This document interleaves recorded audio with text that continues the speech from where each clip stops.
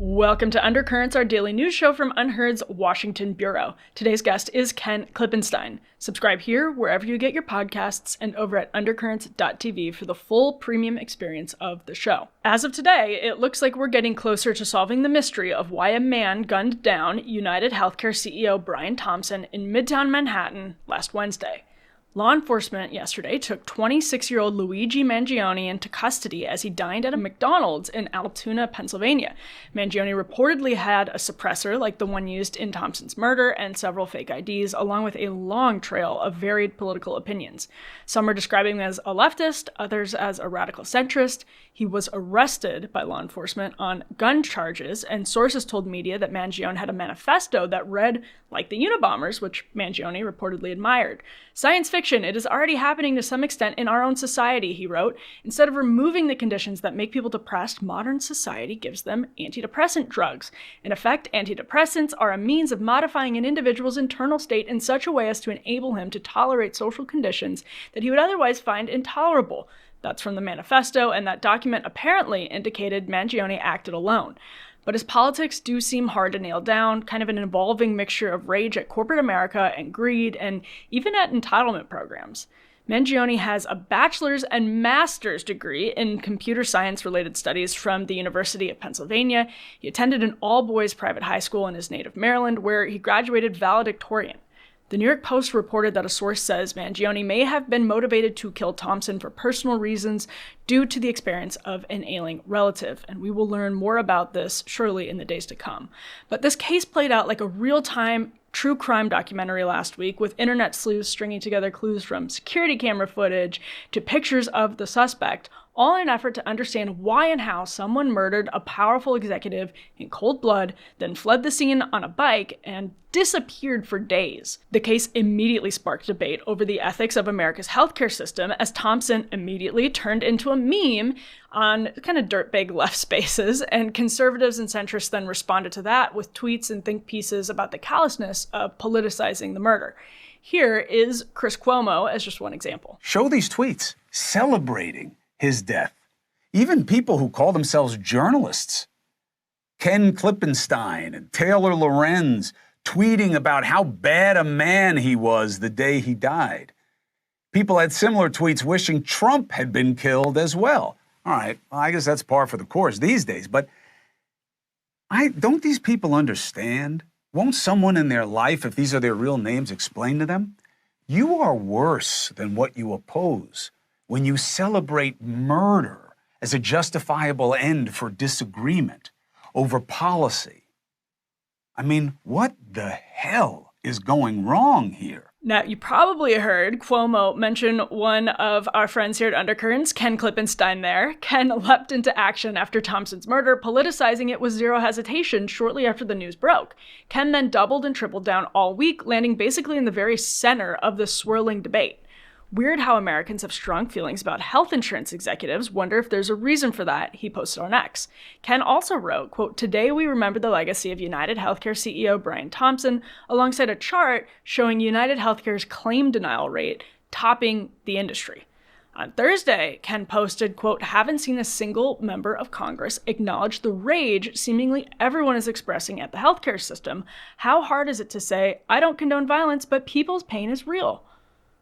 Thompson was a 50-year-old father of two.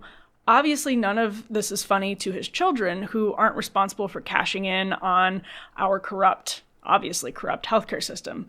I think it's probably true that flattening Thompson into a cartoon villain makes vigilante justice seem more justified and normalized. But I also have a lot more anger about the healthcare system than about Ken and Taylor Lorenz making some jokes. Maybe Chris Cuomo should channel his anger at Ken into using the multi-million-dollar platform he has to expose and excoriate healthcare corruption on a regular basis. He doesn't.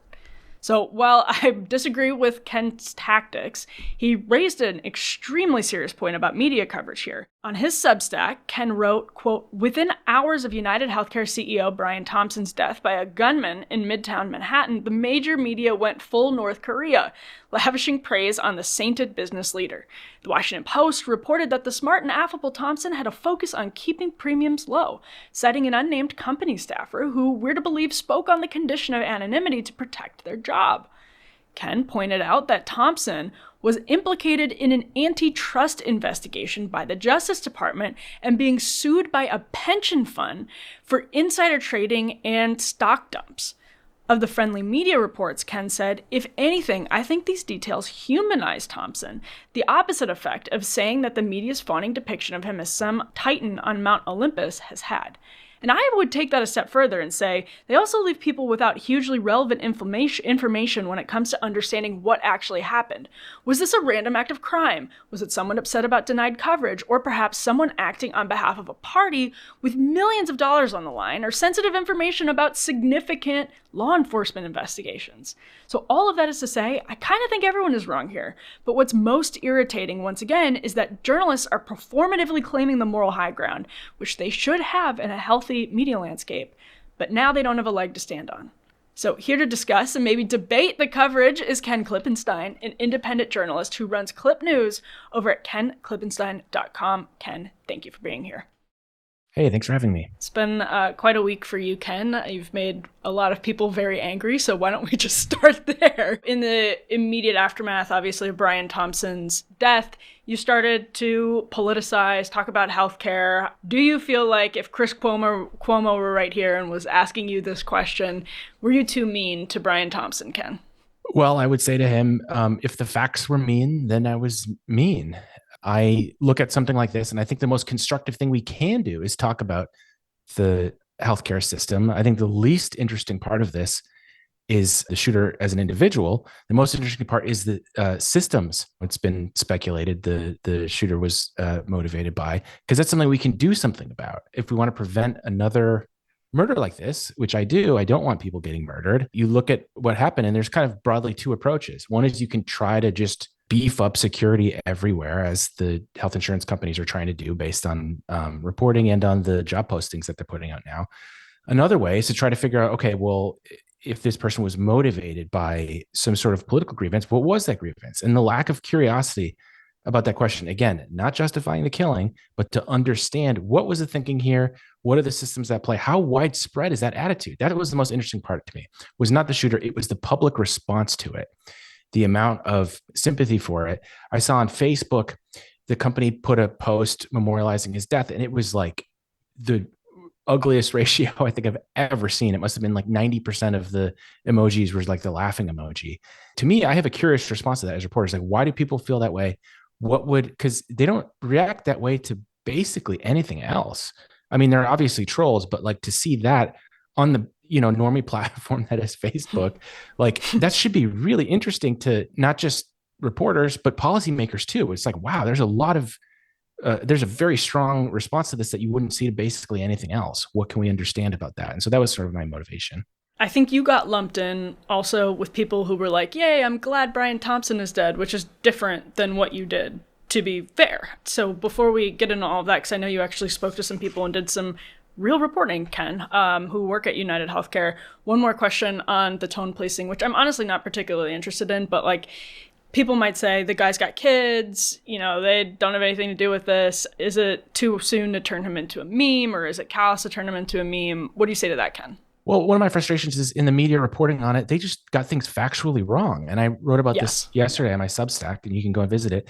They were describing him as well-liked, and the Washington Post had a story about how he was focused on bringing premiums down, which again, if you ask anyone who has the service, as I do, maybe I should put in a disclosure. We toil under United, my wife and I. And the premiums are not, if that was his goal, he didn't do really well at it. And that's something I heard from a lot of people. And so it's interesting to see the journalistic rules of attribution, where are you getting this from, identifying individuals, just go completely out the window and I don't think the media is trying to lie about it. I'm guessing they're sitting down with senior executives who knew him, and that probably is what they're being told. Yeah, he's great. But the problem is that's not the entirety, as I said in my story, if you want to get a sense of what it's like to work at Amazon, you could talk to Jeff Bezos and he would tell you a certain point of view, and that's worth looking at. But then you should also probably talk to the people that work in the fulfillment centers. They're going to give you a much more representative view. And so that's my frustration with this. And then I feel like I'm in the position of having to cover the part that the media didn't, which happens to be, the warts and all look at this guy, which people take to mean, oh, you're just trying to denigrate him or whatever. It's like, no, I'm having to write in reaction to what I see as a media that's failing at its responsibility to just give a picture of what this person was, what happened, who is he, because they've just gotten that factually wrong in account after account. Again, I think that this comes from a place of wanting to not, have disrespect for the dead or whatever, but that's not really what journalism is for. Right. We're supposed to just say what it was. Sometimes that makes you into the bad guy, as I'm experiencing now, but to me, that's what the job is. So the post was, I really, really liked this post in your Substack, and we linked it earlier. It's about the airbrushing of Thompson. And one of the questions I had for you, Ken, because it's been bugging me, is that in this airbrushing, we're also completely airbrushing out possible motives. And we're learning more today about the suspect, Luigi Mangione, who was literally apprehended just in the last few hours as we are taping this. But what's frustrating here is that, when you don't talk about the fact that there are Justice Department investigations into antitrust problems, that there are serious allegations of multi-million-dollar insider trading, there are all kinds of possible motives that come up specifically because of those two aspects of Thompson's very recent prior life. These are all things that are happening in the last couple of years. What are we not learning about motive when we're not leading with some of these inconvenient facts? Yeah, that's an important point, because I think the truth is important in itself, and we should just say facts because that's the point of journalism. But in addition to that, if you want to have a case resolved, you should look at every potential avenue. And when these journalistic outlets don't publish, as you said, the ongoing Justice Department antitrust investigation into the company, which involved the now deceased CEO having traded a bunch of millions of dollars worth of personally held stock in the company before that Justice Department announcement was made, after which point, of course, it shaves a bunch off of the value of the stock. I found another lawsuit. It was a local firefighters pension fund suing him for that sale, saying that he was able to, insider trade and commit fraud. All of this is just, I'm not even saying just focus on the negative stuff. Sure, put in the positive stuff. But if you're going to say, oh, here's an anonymous source who told us he was a great guy and he loved low premiums, maybe look around to see if there's another point of view too, including some of the negative stuff. This is really a battle between Decorum, which the elite love. I mean, they're obsessed with rules and propriety and things. And what I think is the main imperative of journalism, which is just to go down through the list of facts that you could find. And the media is failing at that. And, I'm not going to pretend like it's not uncomfortable to have people yelling at me and saying that you're pro murder. I've never said that murder. I would much rather have a sane healthcare system than, I don't think murder is a very effective policy tool, so I don't support it for that and other reasons. Hold on but there, it's Ken. not pleasant You're to get the backlash. Starting to get controversial. So it's, I don't love having people yell at me and accuse me of all these things, but it's that's what the job is. And if you don't want to do it, I don't blame, it's not for everyone, but maybe you should find another line of work, because very often the truth happens to intersect with people feeling uncomfortable and having to, ignore social mores and norms. What have you heard actually from people who work at UnitedHealthcare, as you've done, again, some actual reporting and talked to people who likely aren't, the C-suite executives that, like in a lot of cases, the media is hearing from first? Yeah. So at this point, I'm talking to probably half a dozen employees all over the company, from, management to rank and file workers. And what's striking about it is how similar what they're saying is to what I described before, the reaction on Facebook.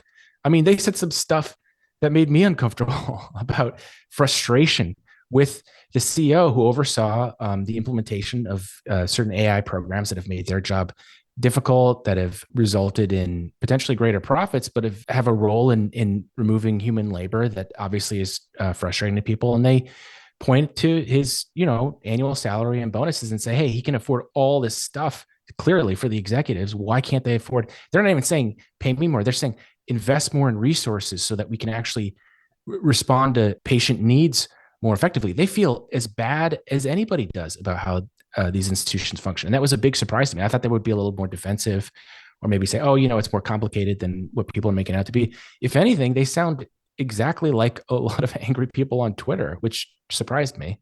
And what have you heard from people, let's say, outside of the company who have had experiences with UnitedHealthcare, maybe people who haven't had experiences with UnitedHealthcare? As you've done some reporting in this story, what are some of the commonalities in their anger? Same thing that ordinary people have, because they have this coverage as well for their own children. I don't want to get too specific and identify anyone, but one person was telling me about their child and how they were not able to get sufficient care, and how he's worried about losing his job because of the massive investment in AI that the company has made, and describing how every year they, have some kind of report where they look at if they met some number, and if they didn't, then they're out. And it's the same kind of complaint about equations and numbers over humanity that the people on the other side, on the consumer end, are talking about. So, I mean, there's almost no difference. But specific to the CEO, a complaint that I've heard is how tone deaf the executive response is. I mean, it's sort of like the passing of Lenin or something. They're like this visionary leader, and then New York Times in the Post quote them on these things. Again, find to quote positive stuff, but if you're going to do that, try to give people a rounded picture of the pluses and minuses of this person, like all of us have, and they don't do that. So frustration at how tone deaf and tenured the reaction is, because they're constantly sending memoranda out to them saying how amazing this person was and how it was perfection and what a loss it is. And then on the other hand, I learned about another case reported by Matthew Cunningham Cook, a Substacker. I couldn't find it reported anywhere else, in which he describes this. The only reason I know about this is just from talking to employees who were angry about it, that when there was a hack, I think it was last year, there was some kind of ransomware. Yeah, there was a ransomware attack. And there was another sell-off of stuff on that exact same day. And we're talking about executives who maybe make, one or two sales a year. So that's significant and worth looking at. And they're frustrated that these things happen. The perspective of the employees, it's very class-based, the resentment. Because again, it's like, this care is not getting me what I need. They're not paying me what I need. And then look at these executives making all this money. So there's almost no distinction between the general public response we're seeing and the employees, including members of management who are also talking to me. So it's not just kind of the grunts at the bottom. I've seen uniform frustration with this. That's super interesting. And it brings us to Luigi Mangione, who we are learning about literally by the minute as people, including yourself now, kind of combing through his social media, LinkedIn, X accounts, and all of this. He appears to be someone who grew up, going to prep school, went to University of Pennsylvania, and has 2 degrees from an Ivy League institution in computer science, which wouldn't necessarily put him in, in all likelihood, at the lower ranks of the socioeconomic ladder. And what's kind of interesting about that, Ken, is just, I remember back in the Occupy days, you'd see all of these charts from Raj Chetty and other people about the stratification between the 1% and the 99%, literally the 99%. And I don't know where Luigi Mangione is. He's still a suspect in the case. There's a lot to be learned. But he apparently was also like raging against corporate America online and had this like aversion to greed. Do you have any reaction, just as we're looking at this right now, about what law enforcement are saying? Yeah, so this is all happening right now, and I'm sure what I'm about to say is going to be dated by the time we get off this interview. But I'm dreading the partisan response, which is going to be either he was a Democrat or I'm already seeing it. He was a Republican, and or he was just a leftist. Noah Rothman said he was a leftist. Right, and I look at it, and he looks like a huge number of the public, if not the majority, which is to say that they have a variegated bunch of incoherent views, mixed views. And I was just looking through his Twitter account. I mean, he follows AOC, but then he also follows Joe Rogan. And that's not to say that he's Republican or Democrat. It's like such a lazy, that attitude to try to cram something into a bucket. If you just think about the people that you know in your life, how many of them neatly fit into Team Red or Team Blue? There are millions of people that voted for Barack Obama and then voted for Trump. That's normal. And I don't even think that's necessarily bad. I think it's good that people can change their minds on things and have different views. We're going to find out about whether this individual had mental health issues, because we're seeing on Twitter a number of people replying to him or saying, hey, get in touch with me. You've been out of touch. Are you isolated? That kind of thing. But to the point of to try to say that it's some sort of partisan. I mean, again, I'm very interested in the political valence of this, but not in a partisan sense, because this is about healthcare. As best we know so far. It showed that he was registered to vote, public records that I was looking at before we jumped on this interview, in 2016, but he had no party affiliation. And his tweets bear that out too. I mean, he has both criticisms of, Jordan Peterson, as well as complimentary remarks about conservative commentators. A second point, even if he was partisan, I think it's ridiculous to try to say, okay, well, therefore this tendency supports murder or whatever, because it's like, there's of course all sorts of different disagreement among different political tendencies. But I'm sort of dreading that and hoping that it doesn't happen, because it's really going to rob the public of, to the extent that they turn this into a partisan football, a thoughtful talk about, I mean, I was looking at a lot of posts. People were just posting their personal experiences about problems with these health insurance companies. That's really healthy. And I think that's the best outcome that we could hope for from something like this, is to turn it into something constructive instead of just this nihilistic act of violence, which it was. And so I really hope that we don't fall into that pitfall. Something interesting to me is there are some early indications, according to law enforcement, that this suspect had a personal reason to be upset at the healthcare system. And I just want to dwell on that for a second, Ken, because maybe you've come across this in your reporting. Unless you're ultra rich, you can be upper middle class. You can be well off in this country, and the healthcare system can still essentially bankrupt you. It can make your life incredibly difficult. And so in this early sort of class analysis of somebody who looks like he's well off, committing this act of violence, allegedly, to me, it's interesting that it stands out. Like, he could be well off, and he could still have had an insane, horrible, tragic experience with the healthcare system. Exactly. And this gets to the point I was trying to make before. This is a near universal experience. Please don't cram this into some kind of rich guy, poor guy, Republican, Democrat. I literally do not know anybody who has, I mean, my own family, I've had experiences with health insurance companies. I can't think of a single person I know who I've spoken to this about, and I was curious to get a lot of friends' opinions on this, who didn't have a close family member that experienced something that was, I don't use this word lightly, traumatizing. And that is what's so enraging to me about the kind of elite Washington response to the, yes, is doing a laugh emoji on a post. Is that rude? Yes, of course it's rude. But how is that the most interesting part of a response like that to you? Rather than why are they so angry that they're going to say something like that? Oh, maybe they've been through something. Let's look at that. Let's interrogate that. And that's kind of my point with all this, is like, are things people posted have been insensitive? Is my reporting insensitive? Probably. Like, if you're the 2 or 3 people in the guy's family, but that's not the overweening part. That's not the point of journalism, to respect people's feelings. It's to go through and give people a sense of what the heck happened. And in this case, there are raw emotions basically everywhere, except on the part of Washington. I have been looking through some of the cable coverage. They can't understand the anger, and it's just baffling to me that they can't. Don't these people have families? And as you said, it's not even really a class stratified thing. Like, maybe you'll get treated less badly if you're sort of upper middle class, but it's not like you can't still experience devastating debt or whatever because of the way it's structured. So if anything, this should be a unifying thing. And it's kind of, it's such a weird thing, because it's like, obviously this very negative thing, and you hope more stuff like this doesn't happen. But at the same time, it brings people together around something that I can't really think we've had so an experience like this in years. So it's a really strange phenomenon that I don't quite know what to make of. Well, so you said something really, I think, profound earlier when you said it's a battle between decorum and journalism. And that's kind of where I want to go, Ken, as we're like closing here, is that Chris Cuomo, why does he care so much about this? Well, it's because Chris Cuomo was attacked when he got COVID. He's personally been affected by people's outrage at the media in the same way that Brian Thompson is now being remembered by people's outrage at the healthcare system. And these guys look around and they've got their own kids. They think that they are part of a broken system, but they're doing the best they can inside of it. This is like the motivation. You've covered people in the Pentagon and other places. You know that this is how they think. There are sometimes very good people who get caught up in it. And I don't know anything about Brian Thompson, but good people can be capable of being complicit in awful systems. I have no idea about Chris Cuomo. I'm not inclined to believe that of him, but it's so fascinating that he chose to dedicate a segment to you and Taylor Lorenz after this happened, instead of, in the weeks and months before it happened, constantly covering the disaster that is our healthcare system and using all of his multi-million-dollar journalistic equipment and resources to pursue this. I mean, I just feel like that is the problem in a nutshell.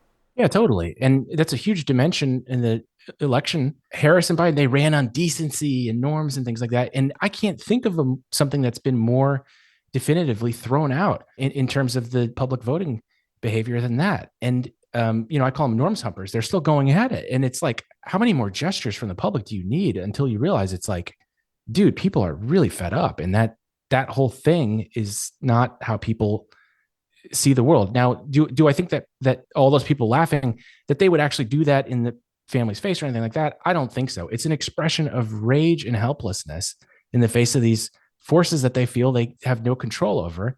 And so they do this kind of edgelord stuff. But what's interesting is not the edgelord behavior, it's what it's happening in response to. And that's something that fundamentally these elite media types don't understand, because they don't have that feeling of helplessness because they've had so much power their entire life. So when they see it, it makes them deeply uncomfortable, which on some level, I guess I understand. If I didn't experience anything with healthcare, I guess I would look at the emojis and think, wow, that's really cruel. But having experienced the healthcare system, I get that it's not a literal expression of, I want to kill this person. It's an expression of forlorn, despair. And so it's very similar in some ways to the Trump phenomena. I mean, Trump is speaking to feelings of alienation and disillusionment. And for whatever reason, it just does not compute with these media types. They don't understand it.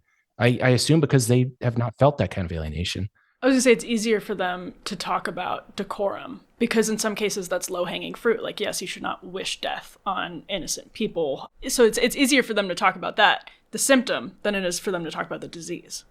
Yeah, well put. Ken, thank you so much for joining the show. Really appreciate you being willing to talk through all of us. My pleasure. Good to talk to you, Emily. Thank you so much for tuning into today's edition of Undercurrents. As a reminder, we are here every single day, Monday through Friday, with a new edition of the show. And we bring people like Ken on so that we can debate. We don't always agree with everyone, but we want to have those conversations. And so if you want to hear those conversations, you can help us by subscribing here to the channel, subscribing wherever you download your podcasts, and over at undercurrents.tv, where there's a full premium experience of the show, including one paywalled episode every week for subscribers only.